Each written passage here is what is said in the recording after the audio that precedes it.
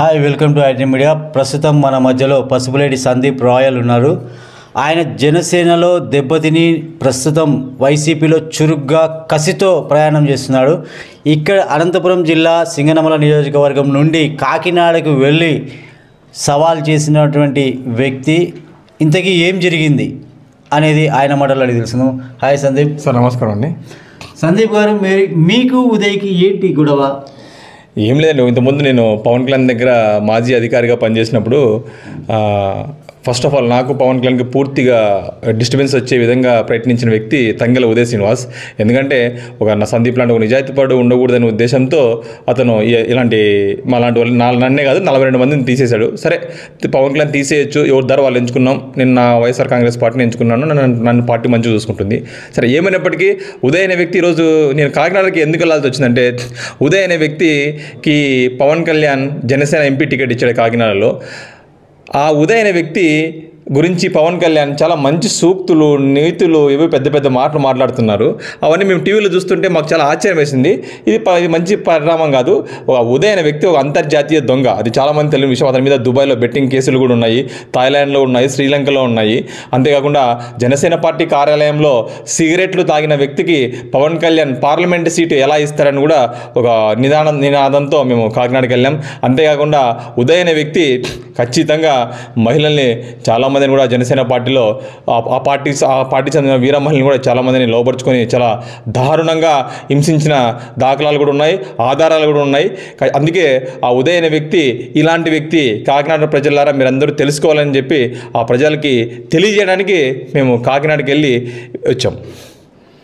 ఇంతకీ పిఠాపురంలో పవన్ కళ్యాణ్ గారి పరిస్థితి ఎలా ఉంది? కాకినాడలో పవన్ కళ్యాణ్ పరిస్థితి ఎలా ఉందంటే దానికి బెస్ట్ ఎగ్జాంపుల్ చెప్తాను. పవన్ కళ్యాణ్ పోటీ చేస్తున్నప్పుడు మొన్న ఓటమికి ఇంకా ఫిక్స్ అయినప్పుడు ఏమంటున్నాడంటే, నేను పోటీ చేస్తున్నది వంగ గీత మీద కాదు, జగన్మోహన్ రెడ్డి గారి మీద అని అంటున్నాడు. సరే, మేము వైఎస్ఆర్ కాంగ్రెస్ పార్టీ నుంచి మేము ఏమంటున్నామంటే, మరి పవన్ కళ్యాణ్ జగన్మోహన్ రెడ్డి గారు పోటీ చేస్తుంది కూడా బీటెక్ రవి మీద కాదు, పులివెందుల్లో పోటీ చేస్తుంది నరేంద్ర మోడీ ప్లస్ చంద్రబాబు నాయుడు ప్లస్ పవన్ కళ్యాణ్ మీద. మరి మీకు ఎక్కువ నువ్వు జగన్మోహన్ రెడ్డి గారి మీద పోటీ అంటున్న వ్యక్తివి, నువ్వు అక్కడ వంగ గీత గారి చేతిలో ఓడిపోబోతున్నావు. మీ కూటమి మీద పోటీ చేస్తున్న జగన్మోహన్ రెడ్డి గారు 1,00,000 మెజార్టీతో గెలవబోతున్నాడు కూడా మేము తెలియజేస్తున్నాం.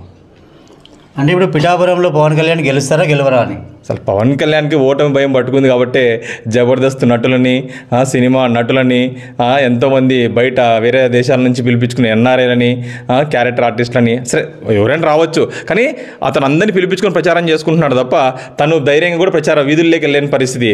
అంతేకాకుండా కాపు సామాజిక, ఇప్పుడు మీకు చెప్తాను, ఉభయ గోదావరి జిల్లా అంటే కొంచెం కాపు సామాజిక ఎక్కువ ఉంటుంది. అక్కడ సాక్షాత్తు కాకినాడ నుండి ద్వారంపూరి చంద్రశేఖర్ రెడ్డి గారు సవాల్ చేశారు, పవన్ కళ్యాణ్ నీకు దమ్ము ధైర్యం ఉంటే నా మీద పోటీ చేయని.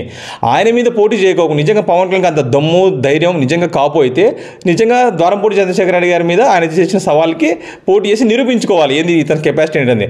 ఆయన మీద పోటీ చేయకోకుండా ఒక ఉభయ గోదావరి జిల్లాలో క్లీన్ పొలిటీషియన్ అయినటువంటి చిన్న స్థాయి నుంచి పెద్ద స్థాయికి వచ్చిన వంగ గీతమ్మ గారి మీద అతను పోటీ చేస్తున్నాడే, అక్కడే అతను ఓటమి ఖరారైందని కూడా మేము ఈరోజు తెలియజేస్తున్నాం. అంటే మొత్తానికి జనసేనకి ఎన్ని సీట్లు రావచ్చు అని? జనసేనకి ఎన్ని రావచ్చు అని మీరు అడగకూడదు, ఎన్ని రావు అని అడగని బాగుంటుంది. కానీ జనసేన అనేది 0, అది 0 సేన, జనసేన కాదు, అది 0 సేన. అంటే ఈ 2024 తర్వాత ఎలా ఉండబోతుంది ఈ రాజకీయ పరిణామాలన్నీ? నేను మొన్న కూడా ఈ మధ్యకాలంలో కొద్దిగా చెప్పాను. 2009లో చిరంజీవి గారు పార్టీ పెట్టి ఆయన కాపులను అడ్డం పెట్టుకొని కాంగ్రెస్ పార్టీకి అమ్మేసుకున్నాడు.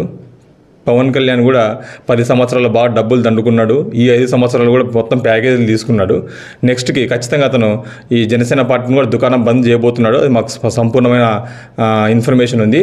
వాళ్ళన్న చిరంజీవి గారు పోస్ట్ పెయిడ్, పవన్ కళ్యాణ్ వచ్చేసి ప్రీపెయిడ్ ప్యాకేజ్ అని కూడా మేము తెలియజేస్తున్నాం. అంటే ఇప్పుడు ఉదయ్ గారిని ఓడించడానికి మీరు కాకినాడ వెళ్ళారంటారు? 100%. ఎందుకంటే నిజంగా మీకు చాలామందికి మీ మీడియా మిత్రులకు తెలుసు, కానీ చాలామంది ప్రజలు తెలియదు. ఆంధ్ర రాష్ట్రంలోనే ఆంధ్రప్రదేశ్లో కాకినాడ పార్లమెంటు చాలా ఉన్నతమైన విలువలున్న పార్లమెంట్ నియోజకవర్గం. అక్కడ చాలామంది కమ్యూనిస్ట్ నాయకులు, సెక్యులర్ నాయకులు పోటీ చేశారు. అలాంటి చోట ఒక అంతర్జాతీయ దొంగ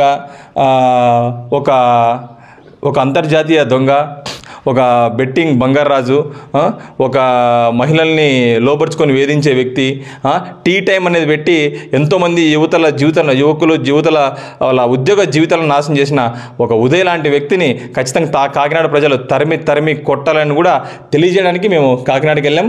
ఖచ్చితంగా తంగెల ఉదయ్ శ్రీనివాస్ అనే వ్యక్తి అలియాస్ బెట్టింగ్ బంగారాజు ఉదయ్ ఖచ్చితంగా చాలా దారుణంగా ఓడిపోబోతున్నాడు. ఆ ఉదయ్ ఓటమితోనే పవన్ కళ్యాణ్ జీవితం కూడా రాజకీయ జీవితం క్లోజ్ అవబోతుంది. ఎందుకంటే ప్రజలు నమ్మరు. ఇంకా ఉదయ్ లాంటి వ్యక్తికి టికెట్ ఇచ్చారంటే ఇంకా పవన్ కళ్యాణ్కి వెలువలు లేవనేది కూడా ఉభయ గోదావరి జిల్లాలో తెలిసిపోయిందని కూడా మేము తెలియజేస్తున్నాం. అంటే ఉదయ్ గారి వెనకల కూటమి ఉంది, పవన్ కళ్యాణ్, చంద్రబాబు నాయుడు, బీజేపీ పార్టీ ఇలా అన్నీ ఉన్నాయి. మీకు ఎందుకు అంత ధైర్యం? మీ వెనుకలు ఏముంది? నా వెనుకల మా అన్న వైఎస్ జగన్మోహన్ రెడ్డి గారు ఉన్నారు. నా వెనుక వైఎస్ జగన్మోహన్ రెడ్డి గారు ఉన్నంత వరకు నన్ను ఆంధ్రప్రదేశ్లో కాదు ఇండియాలోనే ఇలాంటి పవన్ కళ్యాణ్ లక్షల మంది వచ్చినా కూడా నన్ను టచ్ కూడా చేయలేరని కూడా ఈరోజు తెలియజేస్తున్నాను.